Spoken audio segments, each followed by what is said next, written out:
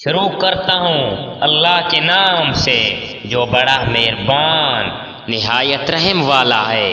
جو لوگ ایمان لائے اور نیک عمل کیے وہ ان جنتوں میں داخل کیے جائیں گے جن کے نیچے چشمے جاری ہیں، جہاں انہیں ہمیشگی ہوگی اپنے رب کی حکم سے، جہاں ان کا خیر مقدم سلام سے ہوگا۔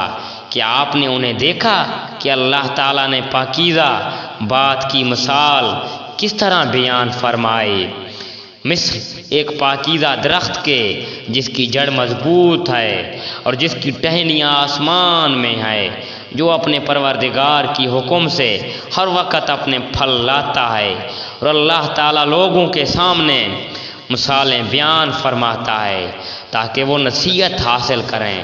اور ناپاک بات کی مثال گندے درخت جیسی ہے جو زمین کے کچھ ہی اوپر سے اکھاڑ لیا گیا، اسے کچھ ثبات تو ہیں نہیں۔ ایمان والوں کو اللہ تعالیٰ پکی بات کے ساتھ مضبوط رکھتا ہے، دنیا کی زندگی میں بھی اور آخرت میں بھی۔ ہاں، نا انصاف لوگوں کو اللہ بہکا دیتا ہے، اللہ جو چاہے کر گزرے۔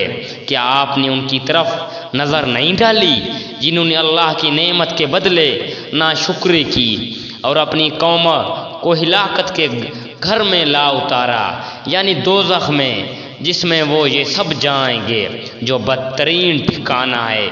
انہوں نے اللہ کے ہمسر بنا لیے کہ اللہ کی راہ سے بہکائیں۔ آپ کہہ دیجئے کہ خیر مزے کر لو، تمہاری بات گشت و آخرت جہنم ہی ہے۔ میرے ایمان والے بندوں سے کہہ دیجئے کہ نمازوں کو قائم رکھیں اور جو کچھ ہم نے انہیں دے رکھا ہے اس میں سے کچھ نہ کچھ پوشیدہ اور ظاہر خرچ کرتے رہیں، اس سے پہلے کہ وہ دن آ جائے جس میں نہ خرید و فروخت ہوگی، نہ دوستی اور محبت۔ اللہ وہ ہے جس نے آسمانوں اور زمین کو پیدا کیا ہے اور آسمانوں سے بارش برسا کر اس کے ذریعے سے تمہارے روزی کے پھل نکالے ہیں، اور کشتیوں کو تمہارے بس میں کر دیا ہے کہ دریاؤں میں اس کی حکم سے چلیں پھریں۔ اسی نے ندیاں اور نہریں تمہارے اختیار میں کر دی ہیں، اسی نے تمہارے لیے سورج چاند کو مسخر کر دیا کہ برابر ہی چل رہے ہیں، اور رات دن کو بھی تمہارے کام میں لگا رکھا ہے۔ اسی نے تمہیں تمہاری منہ مانگی کل چیزوں میں سے دے رکھا ہے۔ اگر تم اللہ کے احسان گننا چاہو تو انہیں پورے گن بھی نہیں سکتے۔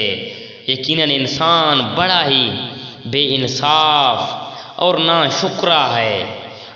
اور جب انہوں نے کہا کہ اے میرے پروردگار، اس شہر کو امن والا بنا دے اور مجھے اور میری اولاد کو بت پرستی سے پناہ دے،